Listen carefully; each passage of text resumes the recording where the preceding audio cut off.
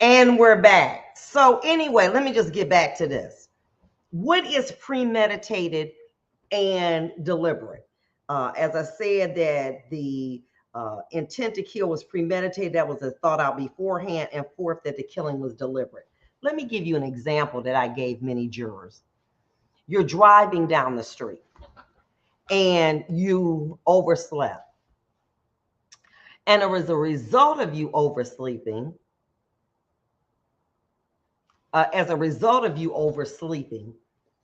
you approach this light and you say, I got 10 minutes to get to work. 10 minutes. And as you're approaching this light, you know that the light is yellow.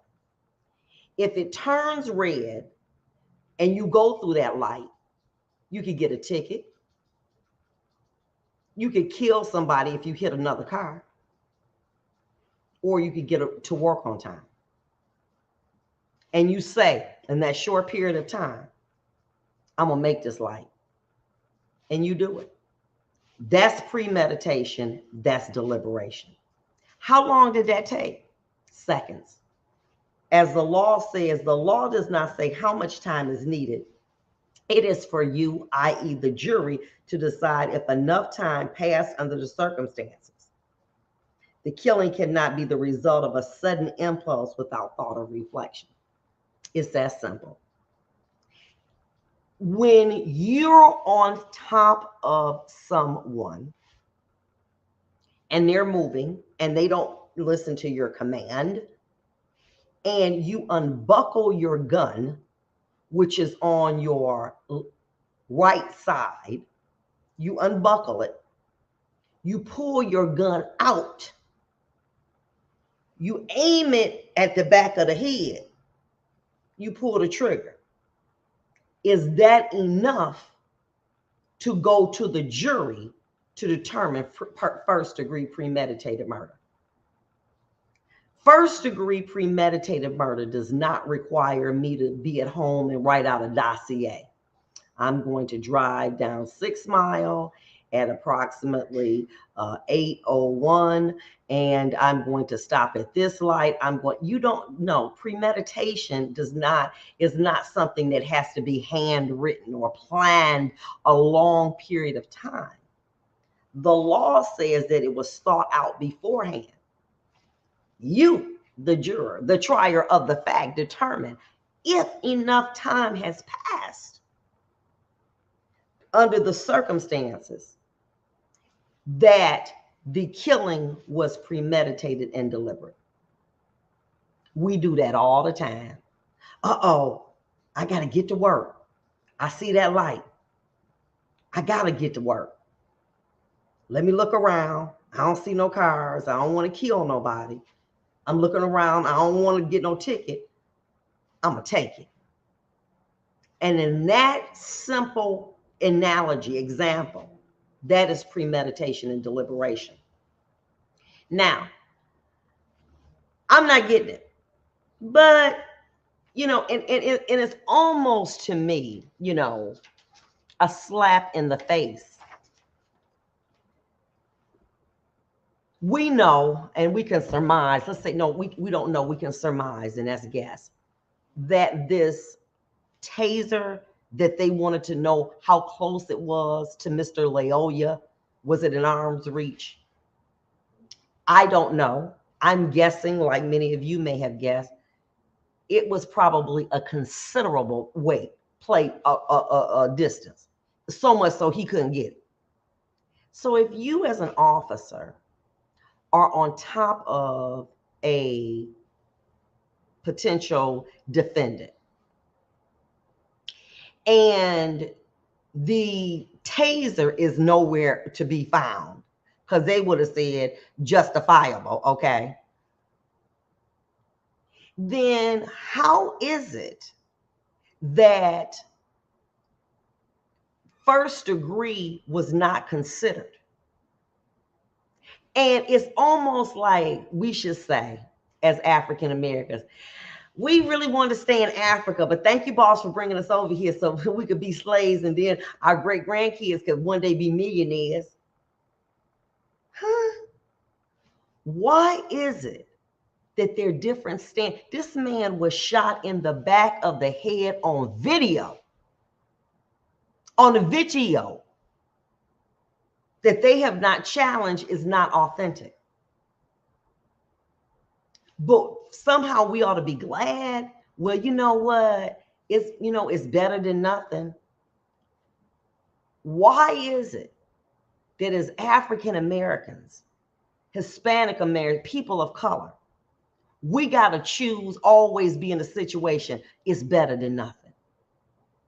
But when we are charged and courts of law, we're not given it's better than nothing opportunity.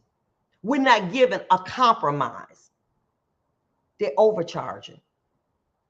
They charge a first-degree murder on this. I guarantee if it was Pookie and Ray Ray and Jose, they would be charged with first-degree premeditated murder. That's it. I don't know, but I'm going to guess again that there's probably a contact wound. What does that mean? If the muzzle is less than 4 inches from the head, there's going to be suiting there that shows that the discharge of the weapon, the gunpowder, was so close that it left a pattern of what's called suiting on the back of the head. What more was necessary to charge him? What more was necessary? What more was necessary? I'm on the radio. What more was necessary? What more? But we're not given the consideration. Oh, well, Pookie knew Ray Ray, and what we're going to do is we're going to not give, did I lose? I think, okay, we're going to give them the benefit of the doubt. Well, I know this. Under these circumstances, Pookie and Ray Ray wouldn't have got the benefit of the doubt. Well, he a policeman. Help me with that one. If you're a police officer trained to use a gun, should you be given the benefit of the doubt? Really?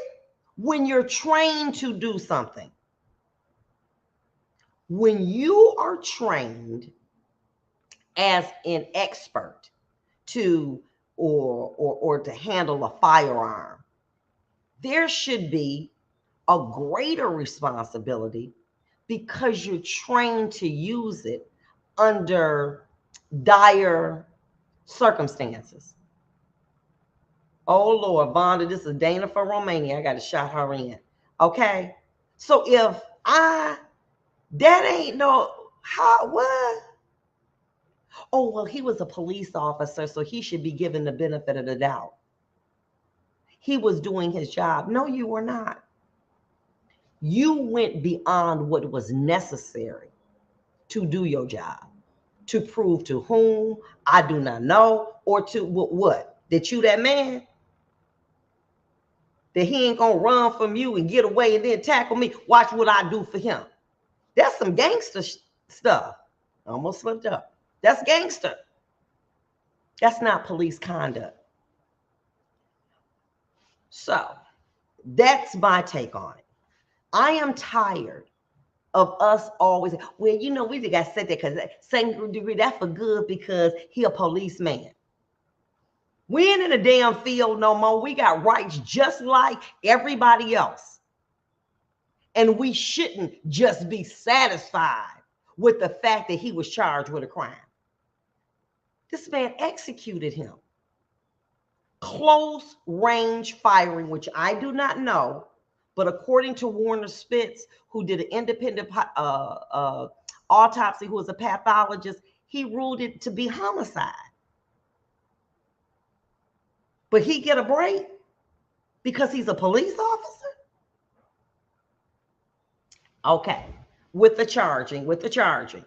Now, Second degree murder is that he had one of these three states of mind. He intended to kill. He intended to do great bodily harm. He knowingly created a very high risk of death, knowing that great bodily harm would likely to be the result of his action. The killing was not justified, excused, or done under circumstances that reduce it to a lesser crime.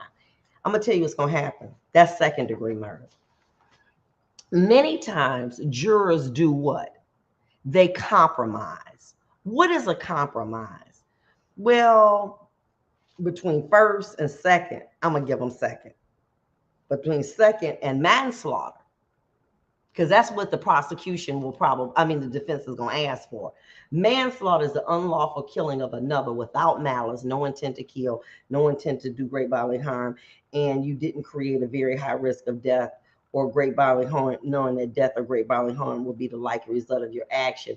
And it was an intentional killing done in the heat of passion. That's a 15-year max. What that mean? That's probation. That's probation. Yep, that is probation. Definitely. Matt Bordla speaking after Shore's arraignment. That's the officer. Oh, and let's talk about the arraignment. He was given $100,000 cash bond, 100,000, 10%, or $100,000 cash bond. Okay. That should have been a remand. Remand, no bond. Different standards for different people. We'll be back. I want some of your comments too.